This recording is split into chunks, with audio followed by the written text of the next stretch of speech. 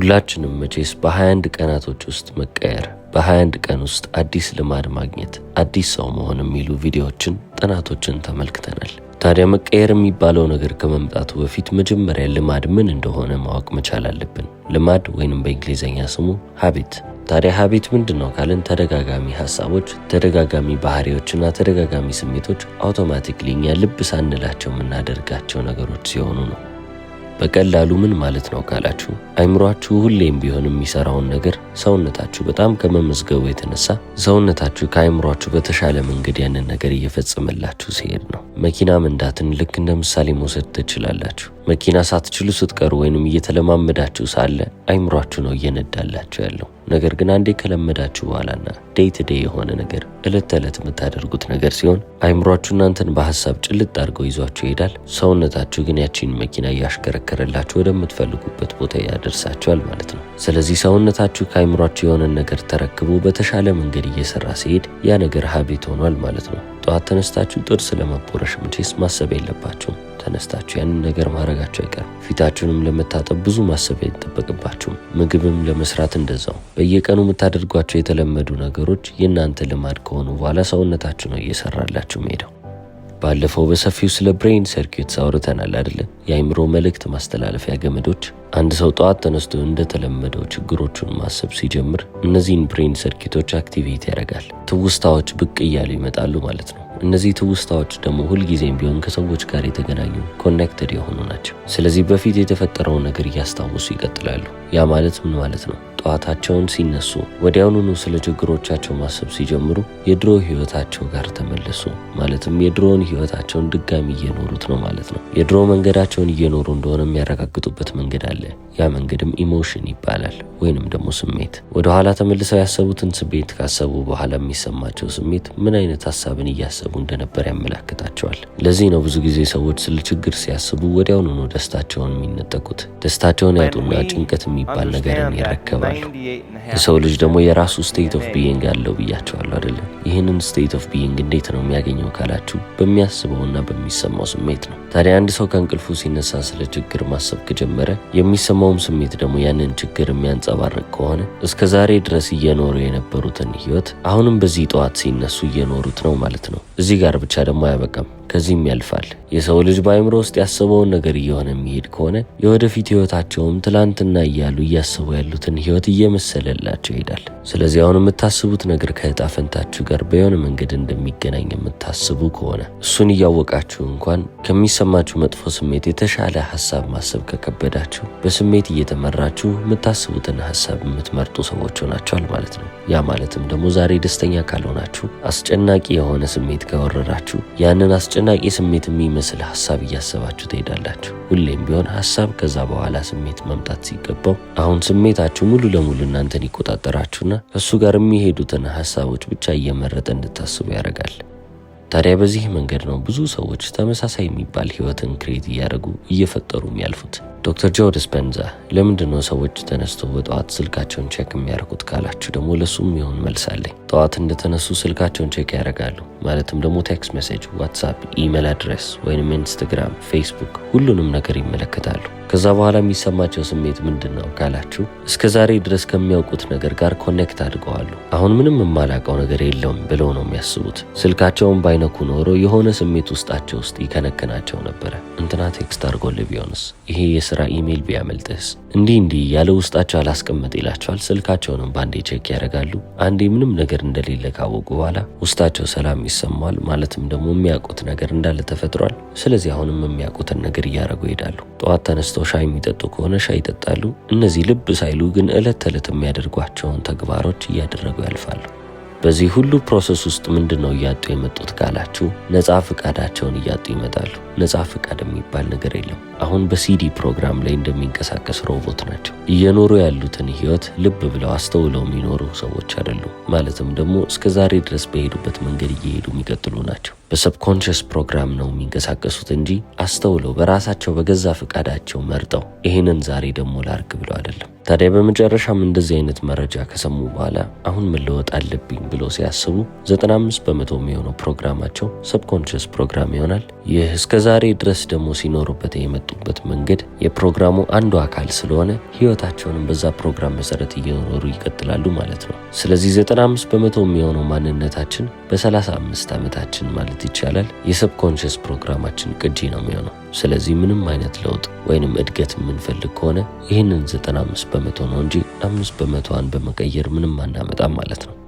አሁን ግን እኔ እዚህ የመጣሁት መፍትሄ ልሰጣችሁ ነው። ስለዚህ እንዴት ነው ከዚህ ፕሮግራም አምልጣችሁ ራሳችሁን የምትፈልጉትን ህይወት ለመኖር የምታስችሉት? የመጀመሪያው ነገር ከአናሊቲካል ማይንዳችሁ ከፍ ብላችሁ መገኘት ነው። ምክንያቱም ኮንሽስ ማይንዳችሁን ከሰብኮንሽስ ማይንዳችሁ የሚለይላችሁ ነገር አናሊቲካል ማይንዳችሁ ነው። አሁን ነው ታዲያ በዚህ ሰዓት ሜዲቴሽን የሚባለው ነገር የሚያስፈልጋቸው። ሰዎችን የራሳቸውን ብሬን ዌቮች ወይንም ደግሞ የአእምሯቸውን ሞገዶች አቀዝቅዘው ዝቅ ባለ እርግብግቢት ላይ በመድረስ እንዴት ህይወታቸውን መለወጥ እንደሚችሉ፣ እንዴት ወደዚህ ኦፐሬቲንግ ሲስተም ውስጥ ገብተው እነሱ የሚፈልጉትን ነገር እየጫኑ ማለፍ እንደሚችሉ ማስተማር ይቻላል። አብዛኛው ሰው ግን ችግሩን ለመለወጥ በጣም ከባድ የሚባል ትራጀዲ በህይወት ውስጥ እንዲከሰት ይፈልጋል። ወይ በጣም የቅርብ ሰው ሲሞትበት፣ አሊያም ደግሞ ክፉኛ ሲጎዳ ወይንም ደግሞ የጤና ችግር ሲያጋጥመው፣ የማይድን የሚባል በሽታ ሲደርስበት፣ ወይንም ደግሞ በቃ አለ አይደል በጣም አሰቃቂ የሚባሉ ነገሮች ሲፈጠሩበት የዛኔ መለወጥ አለብኝ፣ ነገሮች መቀየር አለባቸው ብሎ ይባንናል።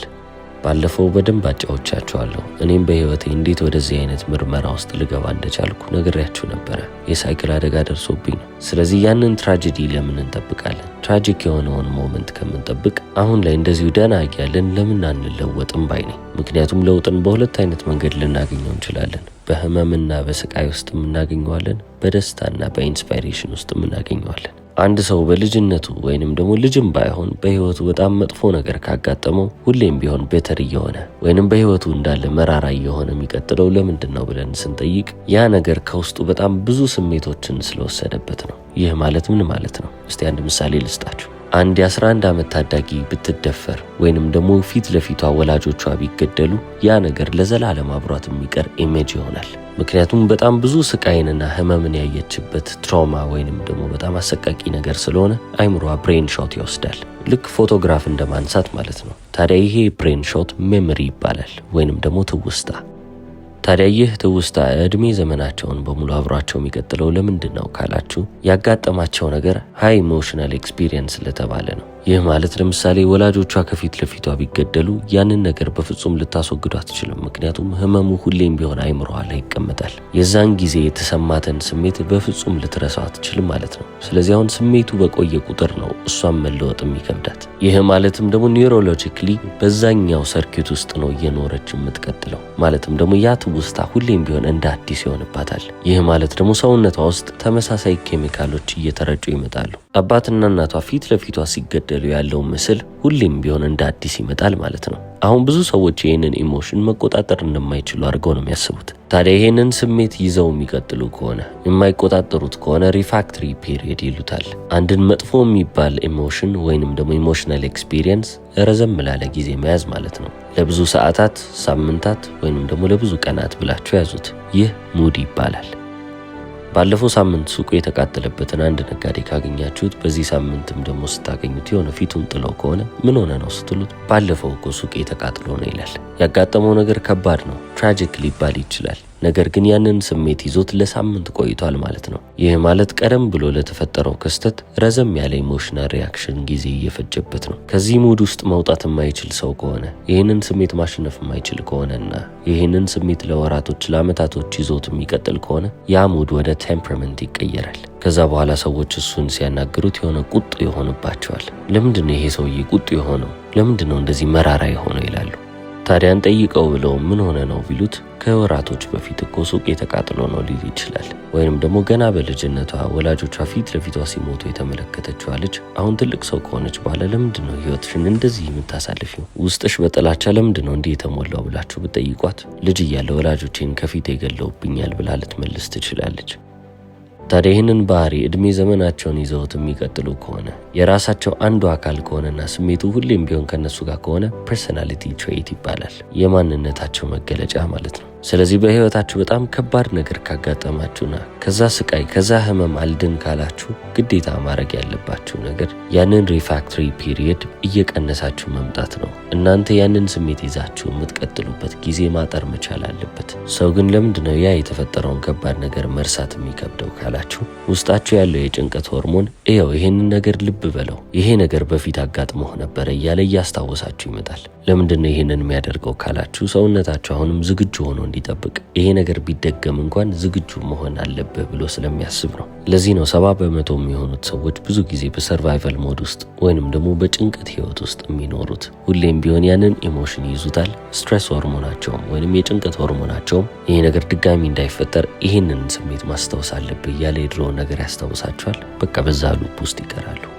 ይህ ማለት ምንም አይነት ነገር ሲፈጠር ምንም አይነት ነገር ከማድረጋቸው በፊት ያ ነገር ሊያስከትለው የሚችለውን በጣም መጥፎ የሚባለውን ውጤት በአእምሯቸው ያስቡትና ለዛ ነገር ነው የሚዘጋጁት። ይህ ማለት የወደፊት ህይወቴ ያማረ ውብ የሆነ ወይንም ደግሞ በድምቀት የሞላው ከሚሆን ይልቅ በጣም መጥፎ ለሚባለው ውጤት ልዘጋጅና ያ ህይወት ይምጣብኝ ብሎ እንደመጸለይ ማለት ነው። በሳይንስ ውስጥ ኳንተም ፊልድ ይባላል። ኢንፊኒት የሆኑ ፖሲቢሊቲዎች ያሉበት ቦታ ነው። ነገሮች የሚፈጠሩበት መንገድ ኢንፊኒት ናቸው፣ የማያልቁ ናቸው ማለት ነው። ጥሩ ህይወትን ከፈለጉና ጥሩ ነገሩን ከጠበቁ ጥሩ ነገሩን ማግኘት ይችላሉ። መጥፎ ነገር ላይ ግን ልብ ስላሉና በዛ መሰረት ስለተዘጋጁ መጥፎ ህይወት ይመጣል። ያ ነገር ደግሞ ከአንድም ሁለቴ እየተደጋገመ ሲመጣባቸው ፊር የሚባል ነገር ይመለሳል ማለት ነው። ፍርሃት አለ። ከዚህ በኋላ ያ ነገር አሁንም ይመጣል እያሉ እየፈሩት ይሄዳሉ። ይህንን ነገር እየደጋገሙ በቀጠሉ ቁጥር ሰውነታቸው አሁን ፓኒክ ሞድ ላይ መግባት ይጀምራል። ፓኒክ አታክ ያጋጠማቸውን ሰዎች ልብ ካላችሁ ልክ እንደዚህ ነው። በቃ የሆነ አስደንጋጭ ነገር ይፈጠራል፣ እነሱም በድንጋጤ ይወድቃሉ። ለዚህ ነው በልጅነታቸው ከባባድ ነገር ያጋጠማቸው ሰዎች ህይወታቸውን በሙሉ ይሄንን ነገር ካላወቁ መለወጥ አይችሉም ብለው። ለምንድን ነው እንደዚህ አይነት ሰው የሆናችሁት ብትሏቸው ከዛሬ 20 ዓመት በፊት ከዛሬ 15 ዓመት በፊት ይሄ ነገር እኔ ላይ ተከስቶ ነበር ይሏቸዋል። ያ ማለት በባዮሎጂካል መንገድ እንኳን ብንመለከተው ከዛ ጊዜ ጀምሮ ያ ክስተት ከተፈጠረባቸው ጊዜ ጀምሮ መለወጥ ያልቻሉ ሰዎች ናቸው ማለት ነው። ያንን ኢሞሽናል ሪያክሽን አሁንም ድረስ ለ20 ዓመት ይዘውት የመጡ ናቸው። ይህንን ስሜት ደግሞ በሰውነታቸው ውስጥ ይዘውት ስለሚሄዱ እነዛ ስሜቶች የያዙት የራሳቸው የሆነ ኤነርጂ ይኖራል። ስለዚህ ምንጊዜም ያንን ስሜት በተሰማቸው ቁጥር የለመዱት የድሮ ስሜቶች በተመላለሱ ቁጥር የተፈጠረውን ነገር የምርም ትክክል እንደሆነና ከዚህ በኋላ ምን ያህል የታሰሩ እንደሆኑ ራሳቸውን እያስታወሱ ይሄዳሉ። በህይወታቸው የሆነ ችግር ከመጣ ወይንም ደግሞ እነሱን አስሮ የሚያስቀምጥ ነገር ከመጣ አላልኳችሁም እኔ እኮ በህይወቴ እንዲህ ነኝ፣ በፍጹም እድለኛ አይደለሁም፣ እንዲህ እያሉ ያንን የነበረውን ስሜት ሪአፌርም ያደርጉታል፣ ኮንፌርም ያደርጉታል፣ ያረጋግጡታል። ከዛ አሁንም ያንን ሰው ታገኙትና ለምንድን ነው ታዲያ መለወጥ የከበደ ስትሉት አሁንም ከ20 ዓመት በፊት የተፈጠረውን ነገር ሲያስታውሳችሁ እሱ አስታውሶ ያንን ነገር መናገሩ ብቻ ያንን ነገር ሪሳይት ማድረጉ ብቻ ያ ነገር አሁንም እየተፈጠረ እንደሆነ ያመላክታል። አይምሯችን እውነታ የሆነን ነገርና አይምሯችን ውስጥ የምንስለውን ነገር ሊለይ አይችልም ብያችኋለሁ። ሁሉም ነገር ለሱ እውነታ ነው። ስለዚህ ያንን ነገር ሁሌ እያስታወሳችሁ ልጅነቴ በእንደዚህ አይነት ነገር ውስጥ የተሞላ ነበር እያላችሁ በቀጠላችሁ ቁጥር አይምሯችሁም ደግሞ አሃ ይሄ ነገር ለካ አሁንም በህይወታችሁ እየተፈጠረ ነው ማለት ነው እያለ እየመዘገበ ተመሳሳይ የሚባሉ ብሬን ሰርኪቶችን እየነካ በዛን ጊዜ ይሰሟቸው የነበሩትን ስሜቶች እንዲሰሟቸው ያደርጋል። ታዲያ አይምሯችሁ እነዚህ አይነት ሲግናሎችን ሲለቅ ሰውነታችሁ ደግሞ የምርም ያ ነገር ድጋሚ በህይወታችሁ እንደተፈጠረ አድርጎ ነው የሚያስበው። ከዚህ በፊት ምን ብያችኋለሁ? ሰውነታችሁ የእናንተ አንኮንሽስ ማይንዳችሁ ነው። ስለዚህ ያ ነገር በድጋሚ ተፈጠረ ብሎ አሁንም በዛ ስሜት ውስጥ ለ24 ሰዓት በሳምንት በ7 ቀን ውስጥ በየቀኑ ይህንን ፊል እያረጋችሁት እንድትሄዱ ያረጋችኋል። ቅድም ምን ብያችሁ ነበረ? እነዚህ ስሜቶች የእናንተን አስተሳሰብና አመለካከታችሁን ሼፕ ማድረግ ይጀምራሉ ወይንም ተጽዕኖ እያሳደሩባችሁ ይመጣሉ። ስለዚህ አመለካከታችሁም የስሜታችሁ ነጸብራቅ ይሆናል። ስለዚህ በዛ ኔጌቲቭ ስሜት ላይ ተነስታችሁ ኔጌቲቭ ሀሳብን ታስባላችሁ። ያ ኔጌቲቭ ሀሳብ አሁንም ተመሳሳይ ኔጌቲቭ የሚባል ኤክስፒሪየንስ ያመጣላችኋል። አሁንም ተመሳሳይ ኔጌቲቭ የሚባል ኢሞሽን ያጋጥማችኋል ማለት ነው። ስለዚህ አሁንም ተመሳሳይ የሆነ ህይወትን ትኖራላችሁ። በፊት የፈራችሁት በፊት ተሰቃየሁበት ያላችሁትን ህይወት አሁንም በዚህ ውስጥ እየኖራችሁ ትቀጥላላችሁ። የድሮ ቁስላችሁን መርሳት ያልቻላችሁት ለዚህ ነው። በፊት በተፈጠረው ነገር ውስጥ እየኖራችሁ እየከረማችሁ የምታልፉት ለዚህ ነው። ታዲያ ለውጥን ወይንም ቼንጅን በጣም ከባድ ያደረገብን ነገር ምንድነው ካላችሁ እስከዛሬ ስትመርጡ የነበረውን ነገር ችላ ብላችሁ አዲስ ምርጫ መምረጥ ነው ከባድ የሚሆነው። እንደምንም ብላችሁ የተለየ ምርጫ መረጣችሁ ቢባል እንኳን ህይወታችሁ በጣም ምቾት አልባ ይሆናል። ምክንያቱም እስከዛሬ የለመዳችሁት አይነት ምርጫ አልመረጣችሁም፣ ምቾቱንም ልታገኙት አትችሉም። ምክንያቱም ያላያችሁት መንገድ ላይ ናችሁ። ለውጡ ከባድ የሚሆንባችሁ ለምንድነው ብያችኋለሁ። አእምሯችሁ ውስጥ ለምሳሌ ፍርሃትን ከተሰማችሁ ወይንም ፍርሃትን የሚያመነጭ የሆነ ሀሳብ ከመጣላችሁ ያ የፍርሃት ስሜት ይመጣል። ሰውነታችሁም ደግሞ ወዲያውኑ አንክሸስ ይሆናል። እየተጨነቀ ሲመጣ አእምሯችሁም ሰውነታችሁን ልብ ይልና አዎ በጣም ፈርተሃል ይላል። ስለዚህ አእምሯችሁ ሳያስበው ሰተት ብሎ በዚህ በጭንቀት ሀሳብ ውስጥ ይሄንን ለማድረግ ደግሞ ምን ላድርግ እያለ ሌሎች ሀሳቦችን እያሰበ ይመጣል፣ ከፍርሃት ጋር የተገናኙትን። አንድን ነገር በተደጋጋሚ ካደረጋችሁ አእምሯችሁ ስራውን ያቆምና ሰውነታችሁ ቴክ ኦቨር ያደርጋል ብያችኋለሁ። ስለዚህ ለ30 ምናምን ዓመት በዚህ በፍርሃት በጭንቀትና በአሉታዊ ስሜቶች ውስጥ የምትኖሩ ከሆነ ሰውነታችሁ ነው ያንን ነገር ራን ሲያደርግ የነበረው። ታዲያ አሁን ልለወጥ ብላችሁ አዲስ መንገዶችን ስታመጡበት አእምሯችሁ ቴክ ኦቨር ማድረግ ይጀምራል። ሰውነታችሁ ስልጣኑን ያጣል ማለት ነው። ማለትም ደግሞ ሰውነታችሁ የማያውቀው መንገድ ውስጥ ገባ። ያንን ነገር ደግሞ ስለማይፈልገው እናንተን መልሶ ወደ ድሮ ማንነታችሁ ሊስባችሁ ይፈልጋል። የብዙ ሰው ችግር ይሄ ነው። ከድሮ ቁስላቸው፣ ከድሮ ህይወታቸው፣ ካለፈው ታሪካቸው የተሻለ ህይወትን መኖር የከበዳቸው በዚህ ምክንያት ነው ይለናል ዶክተር ጆ ዲስፔንዛ፣ አሜሪካን ኒውሮ ሳይንቲስት፣ ኦተር እና ሌክቸረር። እስከ መጨረሻው ስለተከታተላችሁ አመሰግናለሁ። ቻው።